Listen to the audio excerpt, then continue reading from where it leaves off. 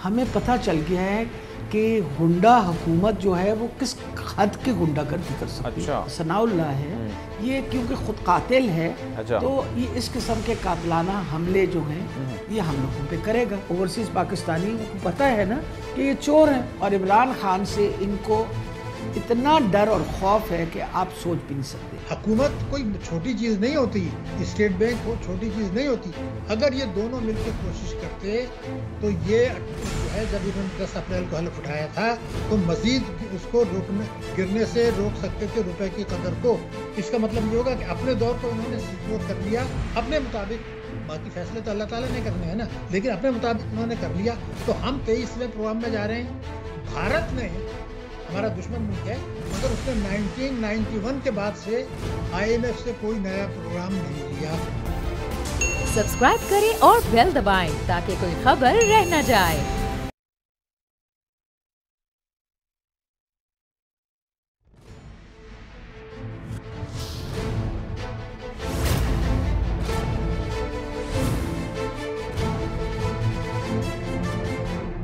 बिस्मिल्लाहिर्रहमानिर्रहीम, अस्सलामुअलैकुम। आपको खुशामदीद कहते हैं प्रोग्राम मेरी जंग में, और मैं हूं आपका मेज़बान सलमान मिर्ज़ा। ये जो आप बयानात देख रहे थे, जो आप मोन्टाज देख रहे थे, ये वो दौर था जब मौजूदा हुकूमत उस वक्त के वज़रा और रहनुमा अपोजिशन में हुआ करते थे। तहरीक इंसाफ हुकूमत पर लान तान किया करती थी। वो लोग जो पहले IMF से डील पर उंगलियां उठाते थे, आज उसी डील को पाकिस्तान की लाइफ लाइन बता रही। अपने दिल में गरीब अवाम का दुख रखने वाली हुकूमत के बड़े बड़े दावों के बावजूद वजीर खजाना मिफ्ताह इस्माइल IMF से खाली हाथ लौटे तो कर्ज की किस्त लेने के लिए गरीब अवाम पर पेट्रोल बम गिरा दिया गया।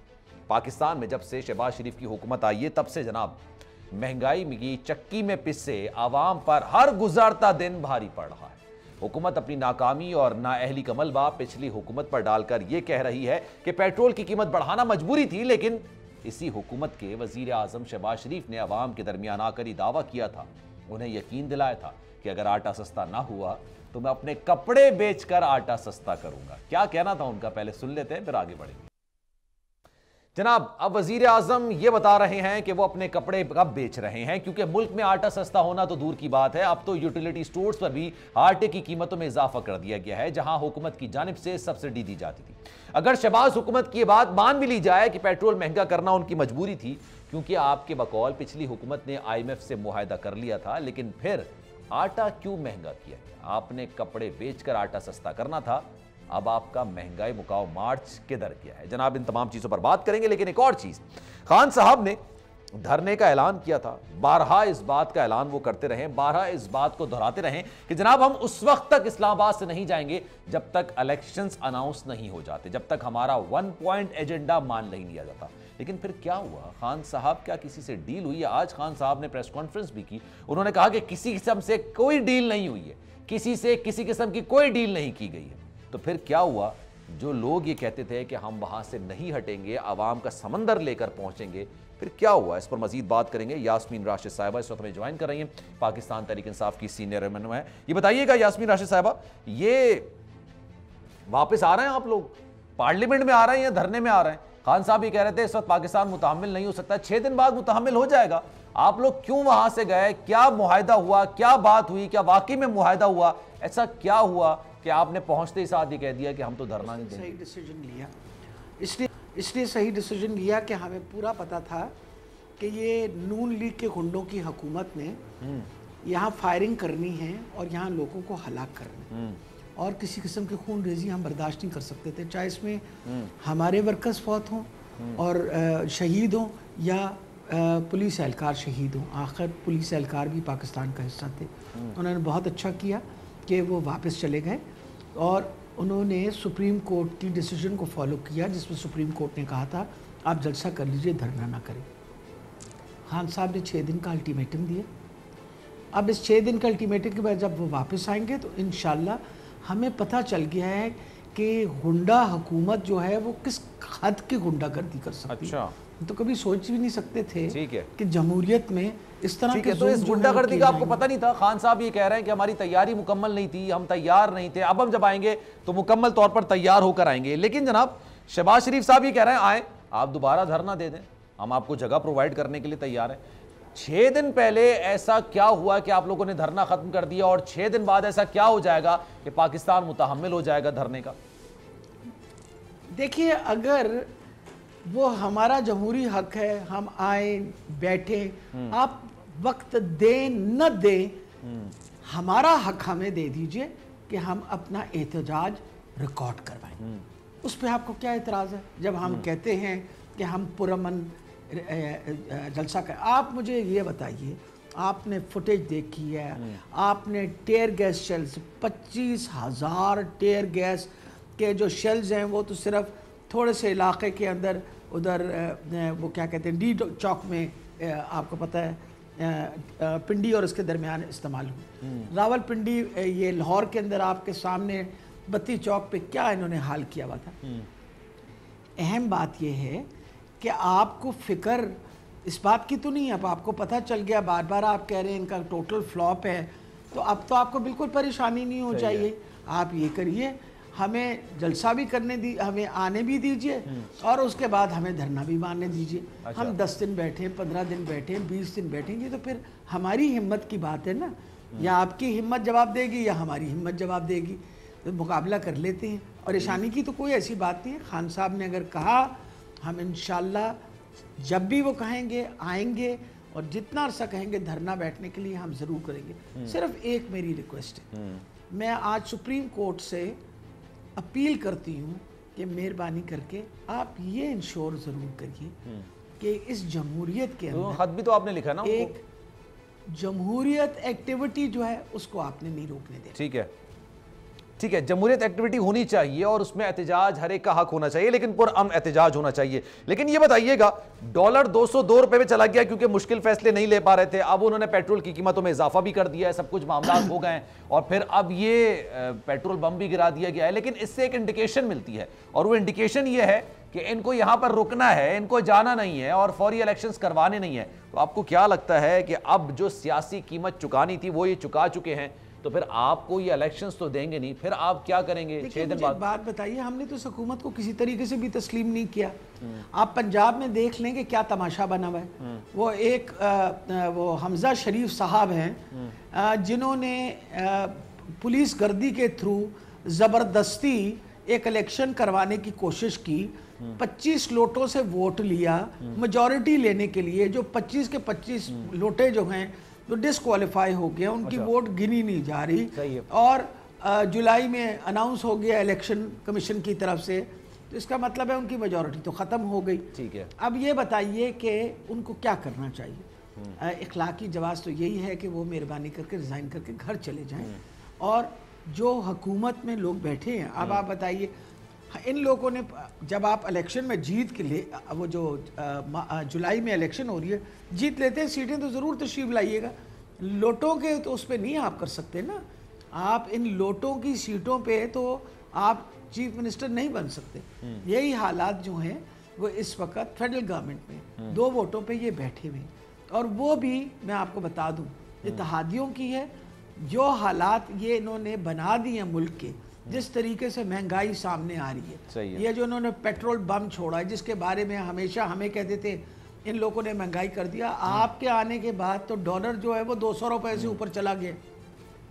आपके आने के बाद महंगाई जो है वो आसमान से बातें कर रही है। आज आपने 30 रुपए कीमत पेट्रोल की बढ़ा दी, बातें पता नहीं क्या करते थे, आके क्या करते हैं। तो कोई ये जो आवाम है वो कोई गुग्गी बहरी या नाबीना तो नहीं है, देख रहे हैं। लेकिन मेरा सवाल यही है, अब आप क्या करेंगे? अब आप आने वाले फ्यूचर में आपने क्या करना है? 6 दिन बाद आप लोगों ने क्या करना है? क्योंकि एक ये भी बात सामने आ रही थी कि डील हो गई है। खान साहब की आज तकरीर में था कि भाई मैंने किसी से कोई डील नहीं की है, लेकिन ऐसी भी बातें निकलकर सामने आ रही थी कि जनाब समरी पर सिग्नेचर करा लिए गए हैं, वो समरी जनाब असेंबली तोड़ने के हवाले से, इलेक्शन कराने के हवाले से, इसी वजह से खान साहब माने।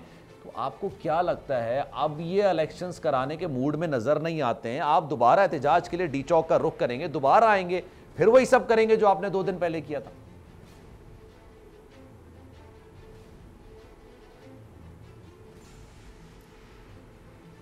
बिल्कुल, जिस तरह इमरान खान साहब हमें कहेंगे उसी तरह हम एहतजाज करेंगे। तो पार्टी का डिसीजन होता है और हम उस एहतजाज के अंदर सारे के सारे शमूलियत करें।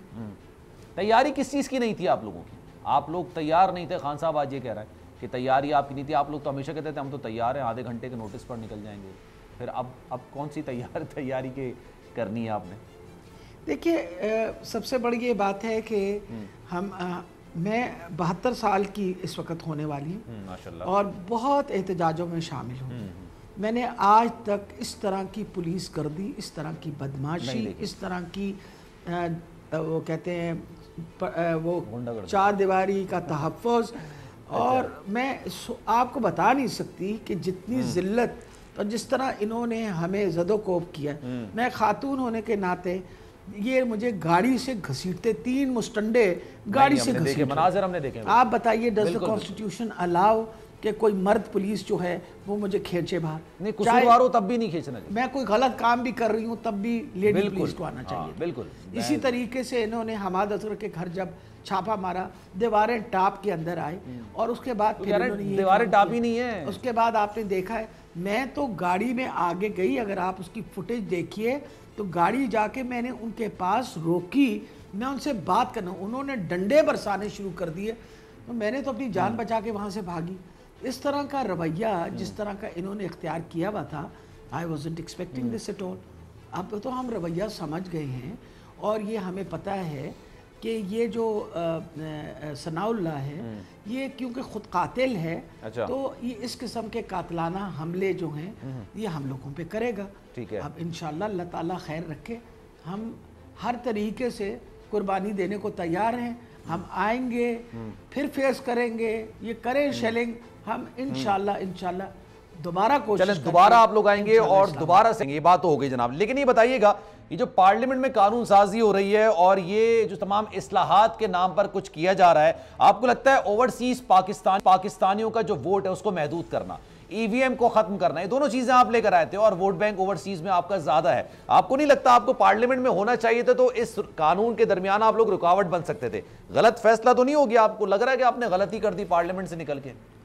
मेरा ख्याल है बिल्कुल कोई गलती नहीं की। अच्छा। बस मसला ये है कि इस तरह की इम्पोर्टेड हुकूमत जो कि बिल्कुल नाजायज़ हुकूमत है, उसके साथ बैठना, उसको तस्लीम करना ही हमारे इसलिए बहुत बड़ी गलती होती है।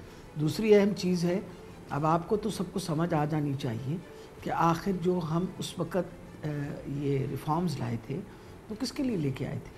ताकि हम साफ शफाफ इलेक्शंस करवाएं। अब साफ शफाफ इलेक्शंस के लिए इलेक्ट्रॉनिक वोटिंग मशीन दुनिया में इस्तेमाल हो रही है, या तो ये कि नहीं इस्तेमाल हो रही होती और हमने पहली दफ़ा कोई ईजाद करके नया बात करने लगे।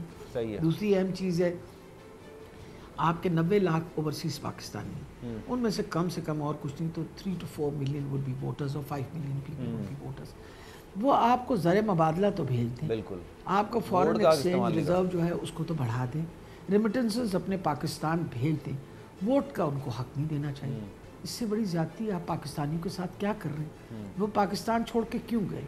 इस वजह से कि कोई मौके वहाँ बेहतर मिल गए उनको पैसे कमाने की, अपने ख़ानदानों को पालने के लिए। तो अगर वो बाहर जाके मेहनत और मजदूरी करके अपने घर पे पैसे भेज रहे हैं, तो उनको क्या, उनके सारे ख़ानदान यहाँ रह रहे हैं कि उनको हक नहीं कि वो वोट डालें?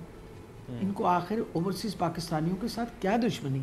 खुद तो ओवरसीज़ चढ़ के बैठे हुए हैं। इनके बेटे जो हैं नवाज शरीफ साहब के, वो तो they are settled in London, और ख़ुद भी जाके लंदन में बैठा हुआ है।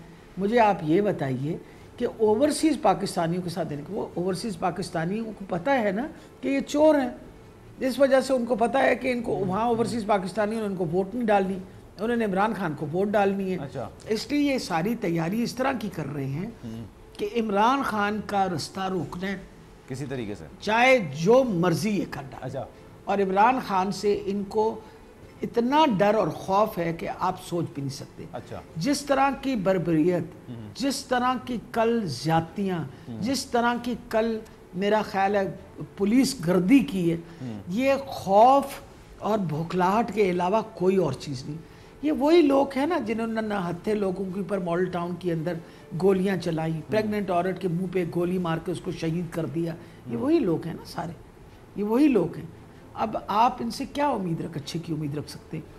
लेकिन हमने भी तो आवाज़ जुल्म के ख़िलाफ़ उठानी है। अल्लाह ताला का हुक्म है कि जब आप देखें जुल्म हो रहा हो, आवाज़ उठाइए, आप उसको फिज़िकली उसको रेजिस्ट करें। ठीक है। फिज़िकली नहीं रेजिस्ट कर सकते तो उसको आवाज़ उठाइए, तो हम सारे शामिल हैं दिल में तो कम से कम बुरा है।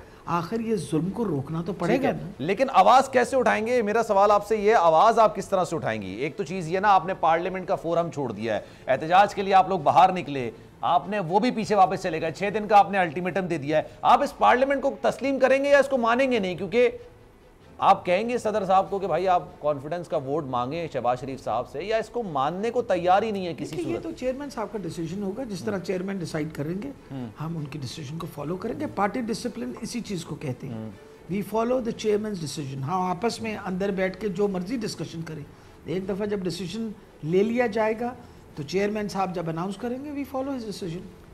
अच्छा, कुछ इतलात ऐसी भी हैं कि जो है वो इलेक्शन अनाउंस जून या जुलाई में कर दिए जाएंगे, और इसी यकीन दहानी के बाद खान साहब ने अपना धरना ख़त्म किया। आपके पास ऐसी इतलात हैं कि उनको यकीन दहानी कराई गई वर्वली के भाई हो जाएंगे, टेंशन ना लें आप? देखिए जी, मुझे उसके बारे में कोई इतला नहीं है, क्योंकि मेरी अभी तक खान साहब से मुलाकात नहीं हुई। जब मुलाकात होगी, कोई बात पता चली तो ज़रूर जब आप सवाल पूछेंगे मैं जवाब दे सकती हूँ, बगैर पता किए कि इस वक्त क्या आगे का इस इलेक्शन के सिलसिले में। ये तो मुझे पता है कि उन्होंने अनाउंस कर दिया कि हम दोबारा प्रोटेस्ट करने के लिए आएंगे। बाकी जो आगे के डिसीजंस हैं उनसे जब डिस्कशन होगी इंशाल्लाह कमेटी में। तो अच्छा, लेकिन कोई बीच का रास्ता निकालने की है, एक राह है कोई आप लोगों के दरमियान के बीच का रास्ता निकाल दिया जाए? एहतजाज के लिए आप लोग निकले, वापस चले गए, वो उन्होंने भी पेट्रोल बम गिरा दिया, कीमतें बढ़ा दी है, तो वो भी इलेक्शन अनाउंस नहीं करेंगे। तो आपको लगता है ये 1 पॉइंट एजेंडे से हटकर कोई बीच का रास्ता हो, इसके लिए मुज़ाकरात हो? शहबाज शरीफ साहब ने कहा था पार्लियामेंट में कि भाई सियासतदान का हथियार होता है ये बातचीत करना, मुज़ाकरात करना। देखिए, मैं तो एक अदना कारकुन हूँ उस पार्टी का। अच्छा। और मैं आपको बताया कि ये पार्टी की डिसीजन होती है, और पार्टी की कोर कमेटी डिसीजन लेती है, और चीफ अपना जो चेयरमैन है वो अनाउंस करते हैं।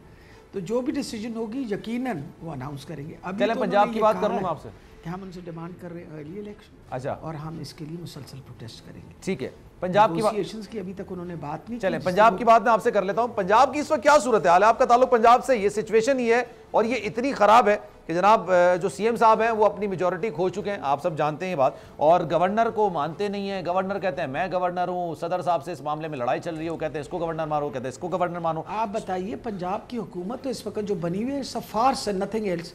एक वो बंदा जिसने पुलिस सारी मेरा ख्याल है तारीख में पहली दफ़ा असेंबली के अंदर पुलिस आई, उन लोगों ने ज़बरदस्ती वोट डलवाए, जो हमारा क्या कहते हैं कैंडिडेट था उसको ज़दोकोब किया। हमारी जहाँ से आइस की जो आइल थी, जहाँ से हमने बाहर निकलना था, उसके सामने सारी पुलिस खड़ी हुई थी, और उन्होंने कहा जी हमें तो 297 वोट्स मिल गई। ठीक है, 200, और इसलिए हमारे पास मेजॉरिटी तो आप ही के थे ना, और उन्होंने अपने आप को अनाउंस कर दिया। अब मुझे ये बताइए कि सुप्रीम कोर्ट ने इलेक्शन कमीशन ने डिस्क्वालीफाई कर दिए वो 25 लोटे।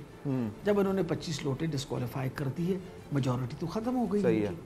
अब मकसद ये है इनको अब दोबारा इलेक्शन की तरफ आना पड़ेगा, और अगर ये चाहते हैं और वोट ऑफ नो कॉन्फिडेंस जो है वो लाने चाहते हैं, तो ये तो मेरा ख्याल है सवाए एक ड्रामा करने के। कौन लेकर आएगा, कौन बोलेगा? ये पुलिस प्रोविंस और पुलिस स्टेट बनाए, क्योंकि इस वक्त क्या है, एक हमजा शरीफ है, ब्यूरोक्रेट्स और पुलिस है, कोई कैबिनेट नहीं है, किसी को कोई पता नहीं क्या हो रहा। ऊपर से शहबाज शरीफ जो है वहाँ बैठा हुआ, वो एक अलहदा डकैत और चोर बैठा हुआ है, तो छोटे चोर को हुक्म देता है कि ये करो, और ये आपके सामने ये हुकूमत चल रही है, ये गवर्नेंस है।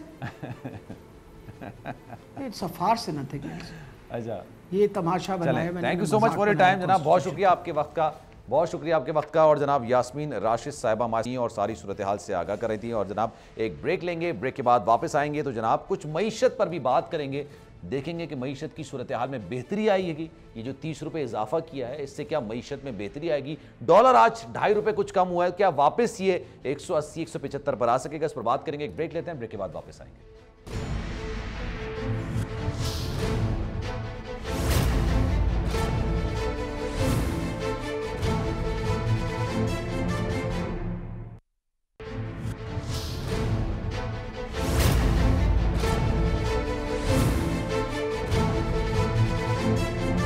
जनाब, प्रोग्राम में एक बार फिर से आपको खुशामदीद कहते हैं। और वजीर आजम शहबाज शरीफ साहब ने कौम से पहली बार खिताब किया है जब से वो वजीर आजम बने, और उसमें उन्होंने कुछ पैकेजेस का ऐलान किया है। अब वो पैकेजेस की हकीकत क्या है, कितना इंप्लीमेंट हो सकता है, क्योंकि पैकेजेस का ऐलान करना तो बहुत आसान है, लेकिन उसकी इंप्लीमेंटेशन किस हद तक होती है और किस तरह से की जा सकती है, एक बड़ा सवाली निशान है। उसी तरह से कि हमारे मुल्क में कवानीन तो बहुत ज्यादा है, लेकिन कवानीन पर कभी इंप्लीमेंटेशन नहीं होता है। तो जनाब, शहबाज शरीफ साहब ने कल पेट्रोल बम तो गिराया था, 30 रुपए इजाफे का ऐलान किया था, और उसके बाद आज वो क्या ऐलानात कर रहे हैं, इस पर बात करेंगे। माहिर माशियात शाहिद हसन सिद्दीकी साहब इस वक्त ज्वाइन करें। शाहिद साहब, बहुत शुक्रिया आपके वक्त का।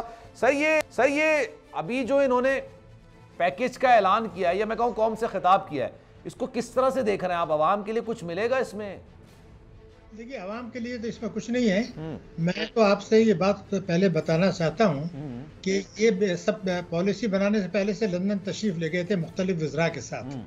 वहाँ मोहतरम नवाज शरीफ साहब से बात हुई, वहाँ डार साहब उनके बिल्कुल ही राइट हैंड है, उनसे बात हुई। आज डार साहब ने ये कहा है कि ये फैसला गलत है 30 रुपए बढ़ाने का। उन्होंने उसको कहा कि ये गलत फैसला है, गलत फैसला है, गलत फैसला। उनके अल्फाज हैं, मैं उनके बल्कि ज्यादा सही उनके अल्फाज ये हैं कि ये फैसला अच्छा नहीं है, और ये था कि रुपए की कदर जो गिरी है ये ज़बरदस्ती गिरी है, ये 160-170 पे होनी चाहिए। तो अगर 160-170 पर होती तो ये 202 पे नहीं होती, तो ये इतना बड़ा मसला पैदा नहीं होता। तो ये 202 पे आई क्यों है, मैं तो ये देखना चाहता हूँ। क्या इन्होंने इख्तियार में आने के बाद रुपए की कदर को गिरने से रोकने की कोशिश की? मेरा जवाब है कि नहीं। क्या इन्होंने अपने रिजल्ट जो गिर रहे थे इनको बढ़ाने की कोशिश की? इसका जवाब है नहीं। ये मैं मानता हूँ कि पिछली हुकूमत ने जो 28 फरवरी को जो है ऐलान किया था, जिसमें IMF से रिटन मुआहदा तोड़ा था, उसके मईशत पर मनफी असरात पड़े थे। मुआहदा उनको नहीं तोड़ना चाहिए था। अगर वो नहीं तोड़ते तो IMF से हमें किस्त मिल जाती, सऊदी अरब से भी पैसा मिल जाता, और जो है बाहर से भी पैसा मिल जाता। वो बहरहाल उन्होंने तो मुआहदा तोड़ दिया, गलत किया। लेकिन जब ये आ गए थे तो मैं माजी में आपको 4-5 मिसालें दे सकता हूँ। हुकूमत कोई छोटी चीज़ नहीं होती, स्टेट बैंक छोटी चीज़ नहीं होती। अगर ये दोनों मिलकर कोशिश करते तो ये जो है, जब इन्होंने 10 अप्रैल को हलफ उठाया था तो मजीद उसको गिरने से रोक सकते थे रुपए की कदर को, जो उन्होंने कोशिश नहीं की। ये एक बहुत राज है, क्यों नहीं किया वो भी मैं बता देता हूँ। इनका कहना था कि 202 पे आ जाए, नीचे तक आ जाए, ये अल्टीमेटली चली जाएगी पिछली हुकूमत के खाते में कि उन्होंने मुआहदा तोड़ा, उन्होंने गलती की। ये बात सही है, लेकिन क्या ये मैं 4-5 मिसालें दूं कि जब चाहे हुकूमत और स्टेट बैंक रुपए की कदर को वापस ला सकती है। और इसलिए कि अब उन्होंने ये, जैसे डार साहब ने कहा कि सट्टेबाजी भी हो रही है, मैं भी यही कह रहा हूँ, सट्टेबाजी हो रही। तो अगर ये मनी चेंजर्स को, इन लोगों को बुलाते, अगर जो है बैंक से बातें करते, उनको ज़रा ड्राइव से धमकाते, कुछ हायर रेट ऑफ इंटरेस्ट पर जो है कुछ डिपॉजिट लेकर आते, फॉरेन बैंक से लेके आते ज़्यादा सूद पर, तो रिजर्व बढ़ जाते, रुपया गिर जाता। वो उन्होंने इसलिए कोशिश नहीं की कि ये कहते थे ये तो पिछली हुकूमत में जाए खाते में, हम जब इसको अगर IMF से कर्जा मिल जाएगा, ये मैं आपको 100% बता रहा हूँ, जब वो मिल जाएगा और कर्जे भी मिल जाएंगे तो ये अराउंड 185 पर आ जाएगा, ये उसको अपने खाते में डालेंगे। सीधी बात है। तो ये जो चीज़ है ना, ये खिलवाड़ नहीं होनी चाहिए। अगर इमरान खान साहब ने खिलवाड़ की तो इन्होंने भी की। एक और आपको बता दूँ बात, इनका मैनिफेस्टो क्या है, ज़रा अल्फाज तो उसके दोहरा लें।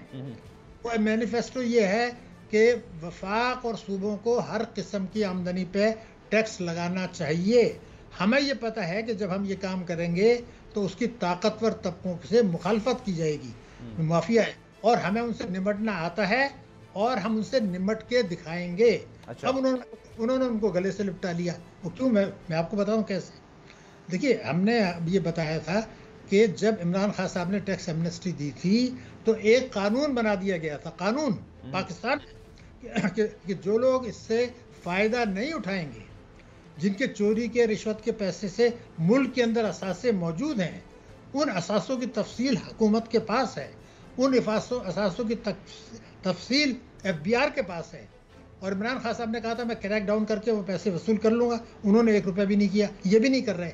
मैंने एक तफसील बनाई के दी है कि आप जो असासे मुल्क में हैं, जो हुकूमत के कंट्रोल में हैं, पहले एक मिसाल दे दूँ। एक आदमी ने 1 करोड़ रुपया कौमी बचत में लगाया, वो रिश्वत का है, उसने एमनेस्टी से भी फ़ायदा नहीं उठाया। आप अगर 25,000 रुपये लगाते हैं कौमी बचत में, तो जिस आप तनख्वाह से बचाते हैं उस तनख्वाह पे आप टैक्स दे चुके होते हैं। लेकिन जिसने 1 करोड़ रखा उसने उस पर टैक्स नहीं दिया, चोरी का था, रिश्वत का था, एमनेस्टी से भी फ़ायदा नहीं उठाया। तो आपके लिए क्या मुश्किल है कि 3 लाइन का लेटर लिख दें कौमी बचत से कि जनाब ये 1 करोड़ रुपए है आपका कौमी बचत में, ये आपने इनकम टैक्स के रिटर्न में नहीं है, आपने इसका टैक्स नहीं दिया, मैंने एमनेस्टी से भी फ़ायदा नहीं उठाया, अब इस पर टैक्स दे दें। अगर आप नहीं देते तो ये तो आप कैश तो नहीं करा सकते, इस पर अभी मुनाफा नहीं मिलेगा जब तक आप ये नहीं देते। तमाम असासों पर करें, 900 अरब रुपया आपको मिल जाएगा। तो ये क्यों नहीं कर रहे मुझे ये बताएं। ये कहते हैं कोई हमारे पास रास्ता नहीं है, वो रास्ता पिछली हुकूमत के पास भी था, ये रास्ता इनके पास भी है। ये अगर कर लें तो फिर IMF की शर्त भी पूरी हो जाती, IMF की शर्त पूरी होती और आपको पेट्रोल भी नहीं बढ़ाने पड़ते। मुझे जो खौफ है, जो आप बातें कर रहे हैं ना कि रिलीफ, अरे भाई अभी तो जो 10 जून को जो बजट आने वाला है उसमें क्या होगा? 410 अरब रुपया पेट्रोलियम लेवी यानी भत्ता है। जब वो भत्ता 410 अरब रुपए का रखा जाएगा तो पेट्रोलियम मसनूआत की कीमतें बढ़ेंगी। अभी ये थोड़े दिनों बाद बिजली की कीमतें बढ़ने वाली हैं, उसके बाद ये तरक्याती अखराजात में कटौती करने वाले हैं, जिससे हमारी मईशत की शरह नमू 4.5% पर आ जाएगी, जिससे रोजगार के मौके कम मैसर आएंगे, जिससे जो है महंगाई बढ़ेगी। और ये रिलीफ वगैरह जो होते हैं, आप याद रखें, ये कभी भी ये जो आवाम के साथ जुल्म होता है उसका ये कंपनसेशन नहीं हुआ करता। ये तो होता है कि आप आवाम के साथ इंसाफ करें, फिर ये रिलीफ पैकेज दें, वो उसको सप्लीमेंट करता है। ये तो महंगाई का जो पैक आने वाला है, अब अगर 13.4% अप्रैल में था तो क्या जो अगले महीने इससे कम हो जाएगा? ये बढ़ेगा बहुत तेज़ी से। ये रिलीफ पैकेज वगैरह, इमरान खान साहब ने भी एक पैकेज दिया था, 1 पैसे का फ़ायदा नहीं हुआ। बेनज़ीर इनकम सपोर्ट में आप कितना दे चुके हैं, क्या हुआ है? ये सब कुछ नहीं होता है। असल तो ये सप्लीमेंट किया जाता है। आप तो पहले आवाम पे जुल्म करते हैं और फिर उसको थोड़ा सा ठंडे पानी का छींटा मार देते हैं उस आग के ऊपर जो चल रही होती है। इससे आगे कुछ नहीं है। मैं चाहता हूं कि पहले आप ईमानदारी से टैक्सों की पॉलिसी बनाएं। लेकिन अब दोनों पहलू बता दूं आपको, कल को ये ना कहें कि जी आप वन साइडेड बात कर रहे हैं। शौकत तरीन ने ये कहा था अभी जब उनकी हुकूमत गई, 4 दिन के अंदर ये कहा था कि पिछली PTI की जो हुकूमत हमारी थी, उनके पास जब इक़्तिदार में आए थे कोई हिकमत अमली मौजूद नहीं थी, उन्होंने कुछ काम नहीं किया था।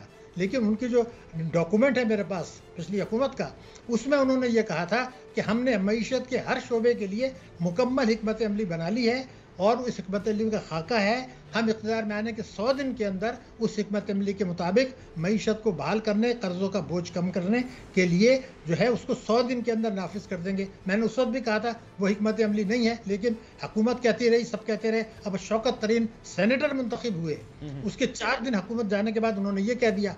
इससे पहले उन्होंने कहा था कि जी PTI की हुकूमत ने 2001 में कहा था, मई 2021 में पाकिस्तान की मईशत का बेड़ा गर्क कर दिया। तो अब ये और अभी इसको ठीक नहीं कर सकते, 4 साल लगेंगे। तो अब ये खिलवाड़ छोड़ें, वो हुकूमत भी नहीं छोड़े, ये भी छोड़ें, बैठें, ईमानदारी से बात करें, सही फैसले करें, सही तो लोगों को 186 का डॉलर था ना जो 179 तक आ गया था। आपको लग रहा है कि ये क्योंकि शहबाज शरीफ साहब अपनी कारकर्दगी की वजह से काफ़ी ज़्यादा मशहूर हैं। अब वो लाहौर की कारकर्दगी थी जो लाहौर में उन्होंने बेहतरी लेकर आए थे और उनको कहा जाता था कि शहबाज स्पीड है ये। तो आपको लगता है ये जानबूझकर किया गया, या इनकी अहलियत नहीं थी इस रुपए को मुस्तहकम करना और डॉलर को बढ़ने से रोकना? क्योंकि कराची में इन्होंने ताजरों से कह दिया था आप बताएं कैसे करना है।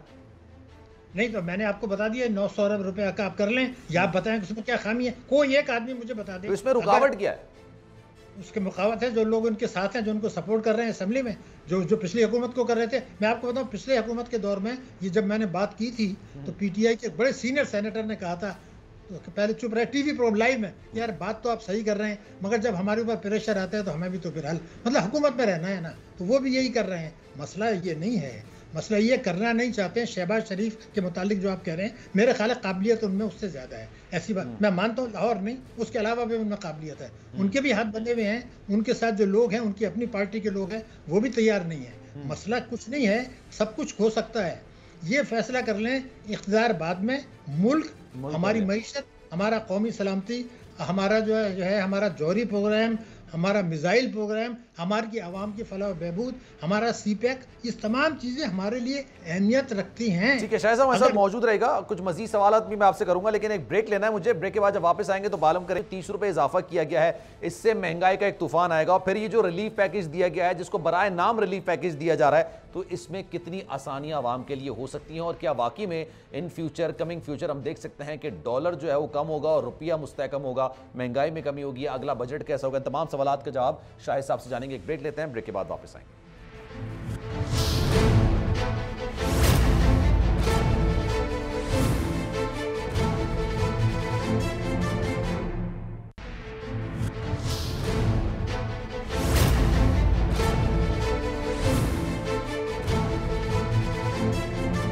जनाब, प्रोग्राम में एक बार फिर से आपको खुशामदीद कहते हैं और शाहिद हसन सिद्दीकी साहब हमारे साथ मौजूद हैं। शाहिद साहब, ये बताइएगा, एक ये पैकेज मुझे समझ नहीं आ रहा, ये आप समझाइए। 1 करोड़ 40 लाख जो घराने हैं उनको सालाना 2000 रुपए दिए जाएंगे, ये मजाक है, हकीकत है, फसाना है? मैंने गलत सुना है, ये माहाना दिए जाएंगे 2000 रुपए?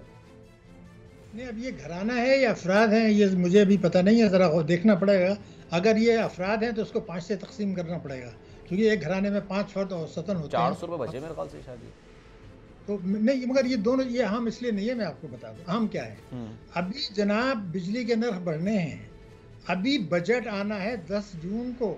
आज तो बढ़ा दिए ना मेरे ख्याल से, के इलेक्ट्रिक ने तो बढ़ा दिए 5 रुपए पर यूनिट ना, वो फ्यूल एडजस्टमेंट की मद में मेरे ख्याल से। जी, तो अभी बजट आना है 10 जून को। जो बजट आना है उसमें इनकम टैक्स के और दूसरे रेट बढ़ने हैं, ये भी मैं आपको बता दूं। इसमें बहुत से लोग मुतासर, इसमें मिडिल ईस्ट जो मुतवस्सित तबका है वो भी मुतासर होगा, मैं आपको बता रहा हूँ। उसके अंदर बड़े जो है बड़े पैमाने पर जो है वो लगाए जाएंगे टैक्सेस, और पेट्रोल के नर्ख में बड़ा ज़बरदस्त इजाफा होने वाला है। ये मैं इसको देखिए, और तरक्याती अखराजात में कटौती होने वाली है, ये देखिए। तो इनके असरात भी तो आप क्यों भूल रहे हैं? यानी हमारा महंगाई तो बढ़ेगी, हमारा ग्रोथ रेट जो आ जाएगा 4.25 के करीब में। इस साल जो है हमारे यहाँ महंगाई 13.4 थी मार्च में, भारत में 7 थी। भारत का ग्रोथ रेट 8 था और हमारा ग्रोथ रेट जो है वो आपको पता है 6 था। तो अब सवाल ये पैदा होता है कि जो दुनिया भर में तूफान, जो हम लोग कहते हैं कि तूफान आ रहा है महंगाई का, तो बांग्लादेश और भारत की सरहद पर वो रुक क्यों जाता है? वहाँ क्यों नहीं आता? वहाँ ग्रोथ क्यों जाता? इन सवालों के जवाब भी आपको लेने हैं। और मैं आपको एक और 2-3 बातें बताने वाला हूँ कि हमारे लिए मसले अभी बढ़ने वाले हैं, मैं हक़ाइक़ का सामना कर लें। देखिए, शहबाज शरीफ साहब को अल्लाह ताला ने मौका दिया, वो पाकिस्तान के 23वें वज़ीर आज़म बन गए, अल्लाह उनको मुबारक करे। लेकिन अगर मैं आपको ये बताऊँ कि 1958 से अब तक हमारे 22 प्रोग्राम IMF के हो चुके हैं, 22, और अब ये 23वां प्रोग्राम लेने जा रहे हैं। इसीलिए शायद इन्होंने वहाँ पर जो है वो प्रोग्राम को फाइनल नहीं किया। उसकी वजह है कि वो धरने का नतीजा देखना चाह रहे थे। IMF के मैनेजिंग डायरेक्टर ने ये कहा था कि मुल्क के दुनिया के हालात ख़राब है, पाकिस्तान के नहीं, तो मुल्कों को चाहिए कि वो सब्सिडी दें। MD कह रहा है, और हमारे ऊपर ये वो कह रहे हैं कि जी आप सब्सिडी विड्रॉ करें, चूँकि आप हमसे मुआहदा कर चुके हैं पिछली हुकूमत। लेकिन मैं समझता था कि अगर ये कोशिश कल करते तो वो ये कह सकते थे कि आप इसको आहिस्ता आहिस्ता बढ़ा दें, मगर इन्होंने एक और हिकमत अमली बना ली। वो हिकमत अमली बना ली कि अब उनको, देखिए फैसला तो अल्लाह ताला करता है, अब इनके जहन में ये है कि ये जून 2023 तक हुकूमत में रहेंगे, उसके बाद केयर टेकर्स आएंगे, फिर अक्टूबर के बाद कहीं जाके इलेक्शन होंगे, उस वक्त तक ये मईशत को ठीक करेंगे। उसके लिए इन्होंने एक और काम किया, बजाय इसके कि उनसे बहस करते कि पेट्रोलियम मसलूआत पर कम करो, शायद उन्होंने एक दरख्वास्त पेश कर दी है कि जो $6 अरब है उसको बढ़ा के $8 अरब कर दें, यानी इनको $2 अरब वहाँ से मिल जाएंगे।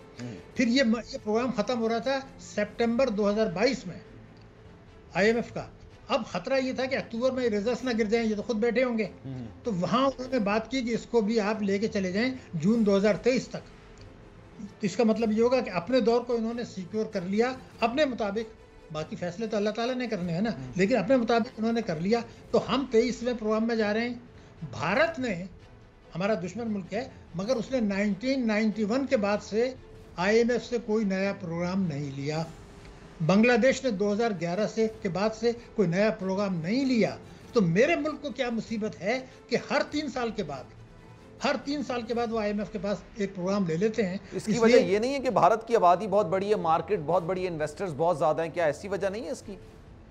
उसकी वजह ये है कि वो जो है अपनी बरामदात बढ़ा रहे हैं, उनकी बरामदात बहुत बढ़ गई है। फिर बांग्लादेश की आबादी जनाब आपसे कम है, हमारी आबादी बांग्लादेश से बहुत ज़्यादा है। और जब 71 में उनकी आबादी कम थी और वो बहुत गरीब था, आज बांग्लादेश की फीकस आमदनी हमसे ज़्यादा है, बांग्लादेश की एक्सपोर्ट हमसे ज़्यादा हैं, बांग्लादेश की रिजर्व्स हमसे ज़्यादा हैं। तो ये बातें चीख के नहीं कह रही कि सारी खराबी हमारी पॉलिसियों में है, वरना बांग्लादेश आपसे क्यों आगे निकल गया।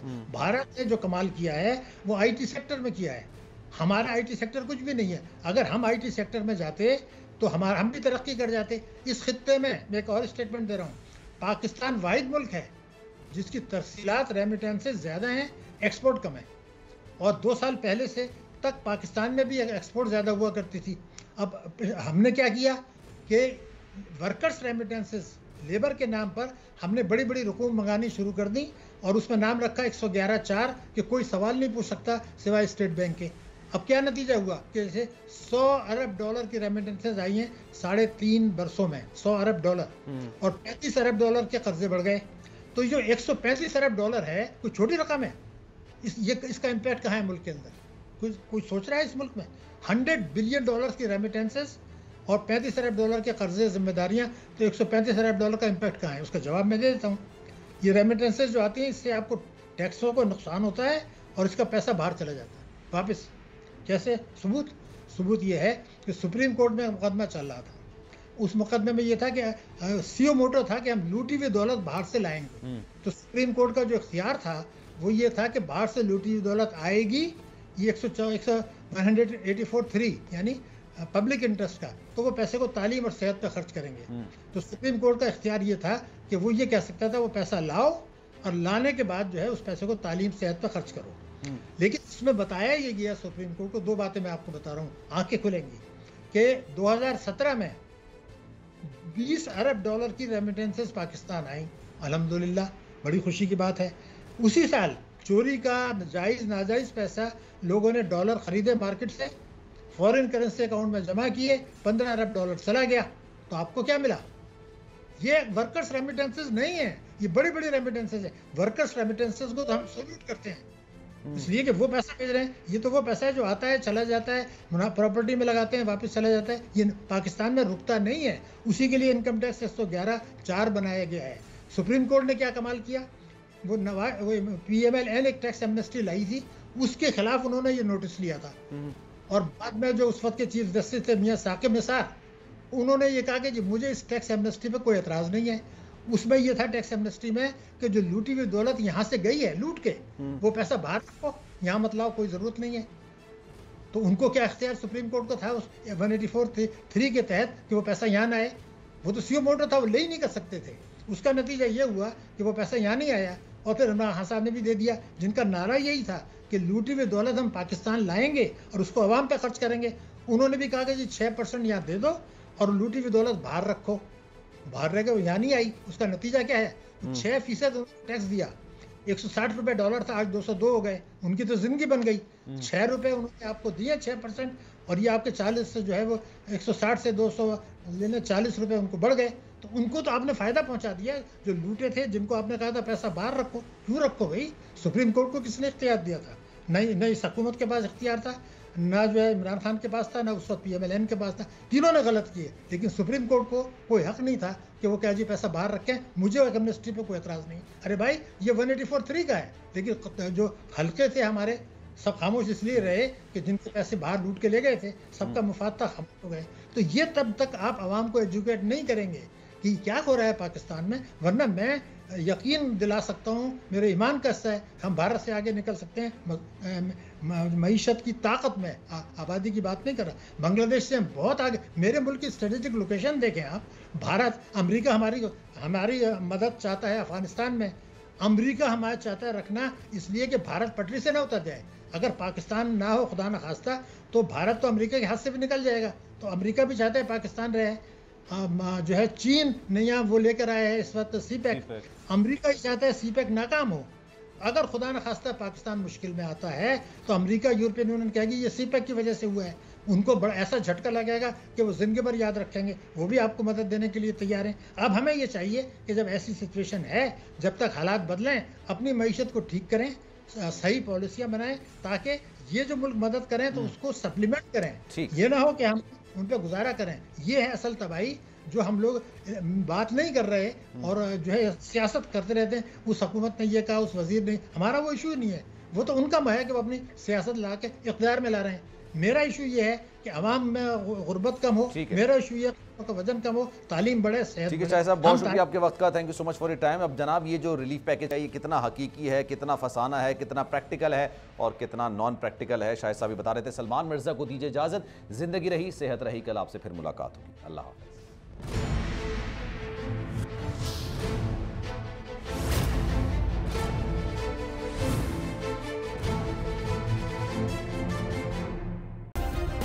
सब्सक्राइब करें और बेल दबाएं ताकि कोई खबर रह न जाए।